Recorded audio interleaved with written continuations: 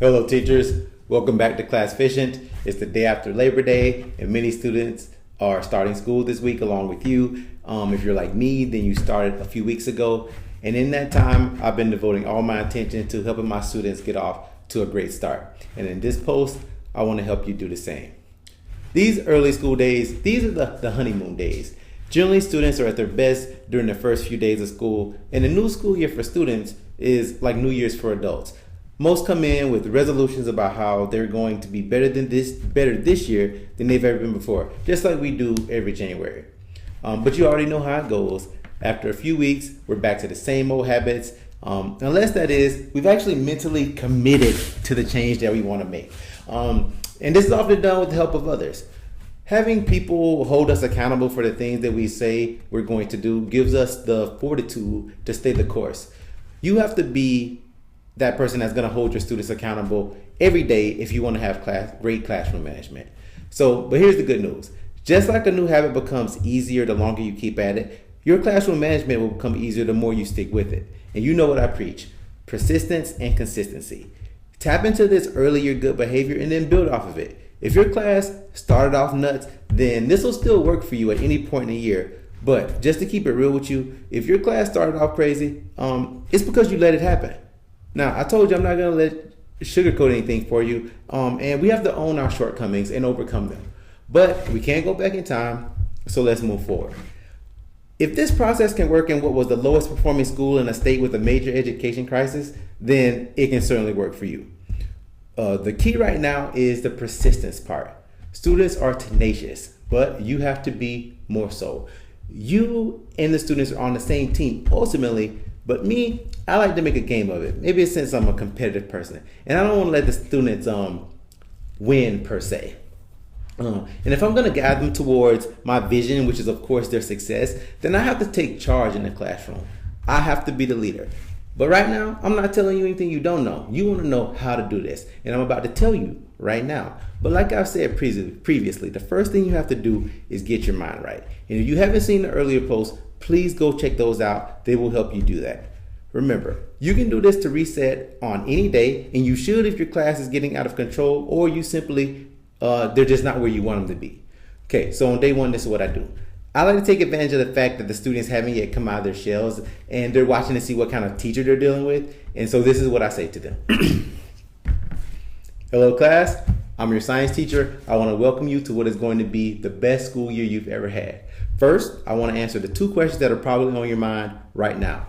You're sitting there like perfect little students and I have your full attention, and that's probably because you're wondering, one, what's this teacher all about? And two, what can I get away with? Well, I'd like to answer those two questions for you right now. One, I'm about my business. And my business, when I'm in front of you, is teaching. I like it and I'm good at it. Two, nothing. As in, you can get away with nothing. My expectations are high for you today.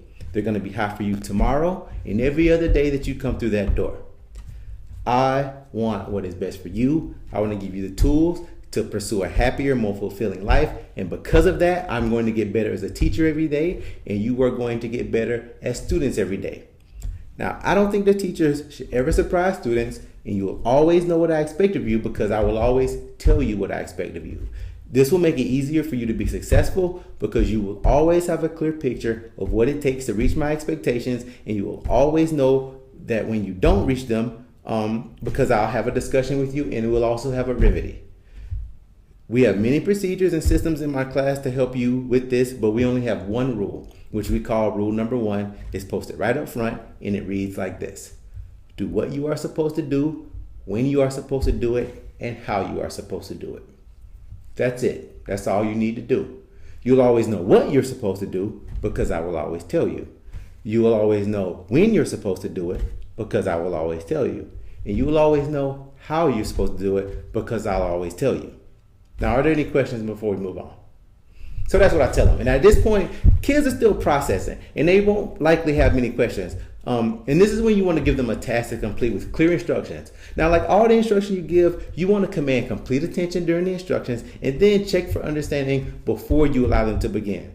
I'll do a post later on the importance of this and how exactly to do it. But since I'm going to be teaching them procedures the first week, this is where I like to start. I tell them explicitly that I have a system and a procedure for everything that we do in class, and this is what I say.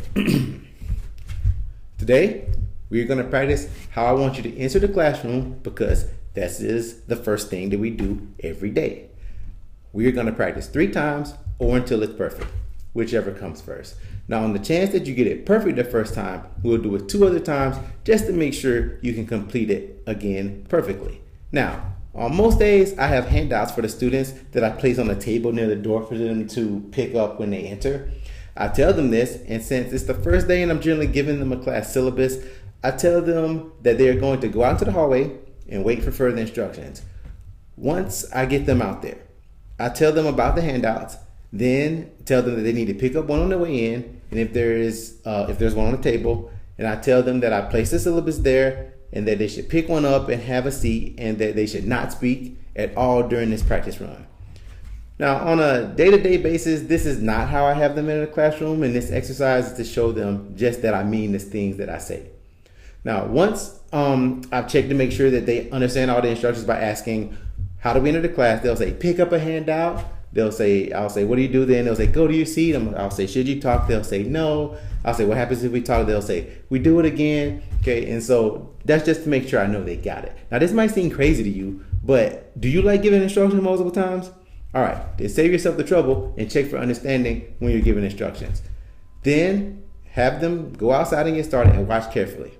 Somebody's gonna talk. And when they do, you say, stop, everybody outside.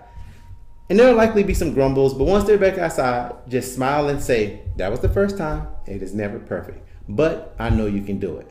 So, are you ready? Yes. Should you talk? No. Okay, again then. And do this until they do it perfectly, no matter how many times it takes. Once they do it perfectly, praise them. You have to praise their efforts. After putting in this work and getting it right only to have that perfection glossed over without acknowledgement is deflating to the students. Get excited. Say, I knew you could do it. And if you can do it once, then you can do it every time. Now, I tell them that they don't need to come in silently every day, but we were doing that for the sake of the exercise and the practice. I also don't have them line up every day before entering the classroom. Now, you can choose to have them do this, but I think school is restricted enough already. And I think that the social interactions that they have in the hallways are important. So I run the exercise again, but this time I use an alarm to simulate the bell. I tell them that they can come in, and the first thing they do after getting a handout is to go to their seat and to get the materials out for the day. I encourage them to talk before the bell rings, but when the bell rings, they should get completely silent and begin to do now. This means not finishing your conversation or sentence. This means not looking for a pencil because you should already be ready at the bell. And students that make it into the classroom right as the bell's ringing, they aren't marked tardy, but they must go immediately to their desk and get started because all the other students are already working anyway. Again, we practice this using a simulated bell until they get it right. Now, you can choose different exercises, but make sure that the instructions are clear and that your expectations are unwavering and that they do exactly what you asked of them. Okay, this sets the tone. It sends the message to the students that 1, you mean what you say, and 2, that you're consistent. Mean what you say, and then do what you say you'll do.